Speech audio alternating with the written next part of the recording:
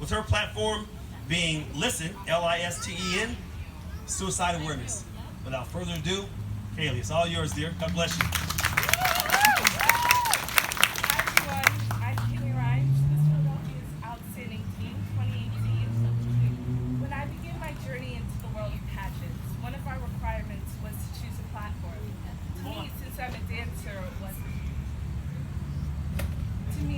I'm a dancer was a stage or something to stand on. So I wanted something I could stand for, which is suicide awareness. I don't feel I chose suicide awareness as much as suicide awareness chose me. Suicide has touched my life in two ways.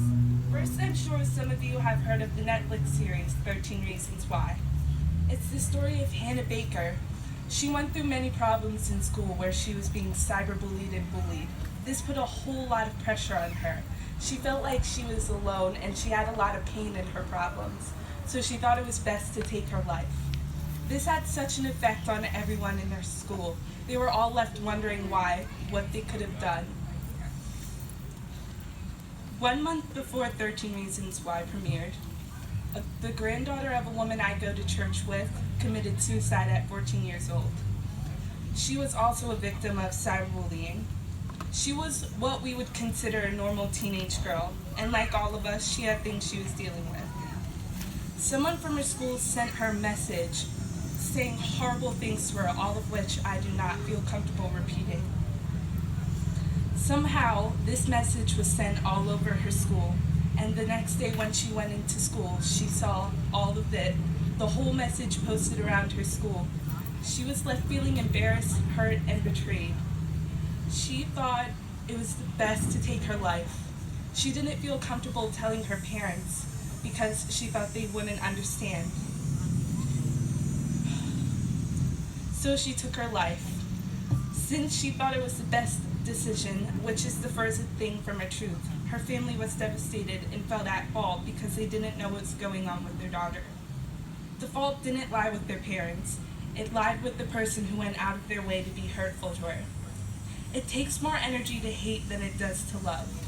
Love is our nature. Everyone wants to love and to be loved. Hate destroys and love builds. The Bible says to treat everyone the way you want to be treated. The second way it touched my life wasn't an actual suicide, but was the thought of suicide due to hopelessness. When my dad was in 9th grade, his parents, after being divorced for over a year, tried to make things work for a second time.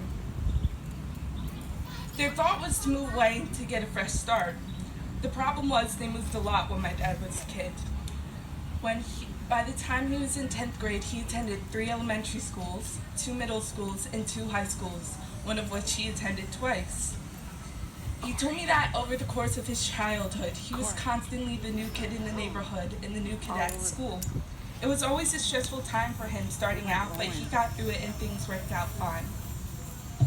In the beginning of 9th grade, his parents decided to make things work for the 3rd time.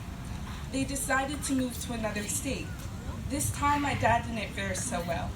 He said this move was more than he could take and he was at the end of his rope. He stopped caring about a lot of things, especially school.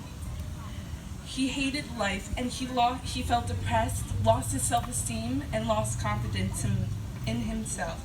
He thought the only solution to his problem was to commit suicide.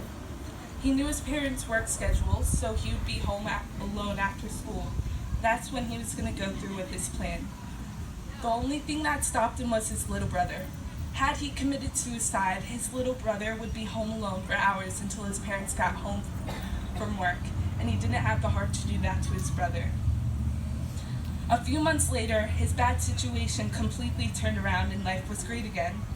Had he committed suicide, he would have destroyed the people who loved him and missed out on feeling good about life. And I wouldn't be standing here talking to you right now. When opportunities such as this are presented to me, I use the acronym LISTEN, which stands for Love, Influence, Support, Tell, Encourage, and Notice. Although N is the last, which stands for Notice and Listen, I feel it is the most important. We have to notice what is going on in other people's lives, whether that person is a family member, a friend, or a total stranger. I'm guilty of having my face in my phone a whole lot, as much as the next person is. We have to pick our heads up and look around at the other 7 billion people on this planet. My parents say you never know what's going on behind another person's door. All of us want to think that our lives are problem-free, but there are many people carrying heavy burdens on their heart and they feel alone in their problems. This feeling leads to despair.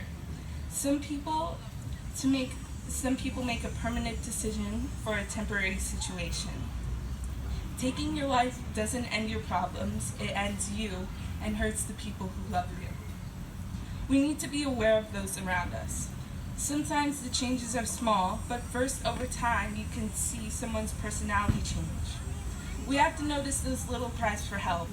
These little cries could be as small as something said that doesn't sound right or said in a joke.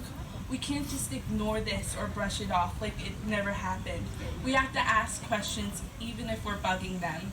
We have to keep asking questions and ask your friends if you saw a change in that person. It could be the difference between life and death. In closing, I want to remind you to listen. Love, influence, support, tell, encourage, and notice. Thank you.